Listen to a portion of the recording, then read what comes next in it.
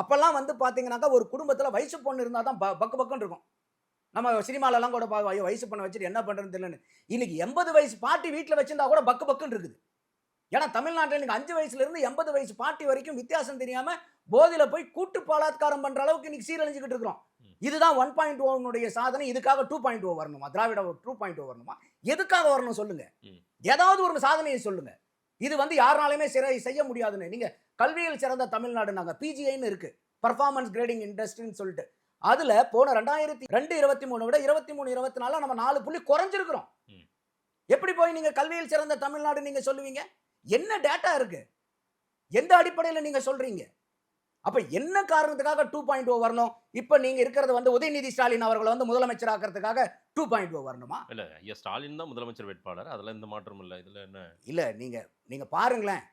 நீங்க ஐயா முதலமைச்சர் வேட்பாளரா இருந்தாருனாக்கா அந்த கட்சிக்கு நல்லது. அந்த கட்சிக்கு நல்லது.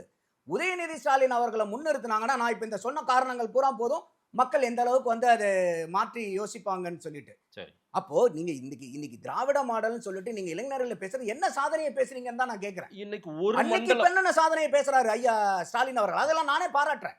அப்ப அதனாலதான் சொன்னேன் ஐயா ஸ்டாலின் சொல்றது செய்தி அங்க இருக்கிறவங்களுக்கு இல்ல, உதயநிதிக்கு. நாங்கெல்லாம் இருக்கும்போது இந்த இளைஞர் அணி எப்படி செயல்பட்டுச்சு, எந்த அளவுக்கு சீரும் சிறப்புமா இருந்துச்சு, எந்த அளவுக்கு இதை வந்து கட்டி காப்பாற்றணும், இன்னைக்கு அந்த அளவுக்கு இருக்கிறீங்க அப்படின்னு கேட்காம கேட்கிறாரு இன்டைரக்டா. இவ்வளோ ஒரு வடக்கு மண்டலத்துக்கு மட்டுமே, ஒரு பகுதிக்கு மட்டுமே அந்த நிர்வாகிகள் கூட்டம்ன்றது ஒரு மாஸ் க்ரௌட் புல்லிங்க காட்ட வேண்டிய தேவையா வருது திமுகவுக்கு? ஏன்னா அங்க அவரு சொல்றாரு இல்லையா, எதை சொன்னாலும் வேலுகிட்ட எந்த வேலையை சொன்னாலும் முடிச்சிருவாருன்றாருல. மத்த யாரும் கேட்க மாட்டாங்க. மத்த எல்லாருமே வந்து அங்க கடுப்புல இருக்காங்க. உதயநிதி ஸ்டாலின் வந்து தேவையில்லாம இவங்க வந்து ப்ரொஜெக்ட் பண்ணிட்டு இருக்காங்கிறது கட்சிக்குள்ளரே ஏகப்பட்ட கடுப்பு. சொல்ல மாட்டாங்க. ஆட்சி முடிகிற பதவியில் இருக்கிற வரைக்கும் யாரும் சொல்ல மாட்டாங்க மதேஷ்.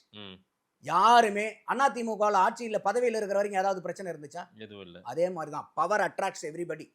அந்த பவர் இருக்கிற வரைக்கும் ஒரு மூச்சு வெளியே வராது.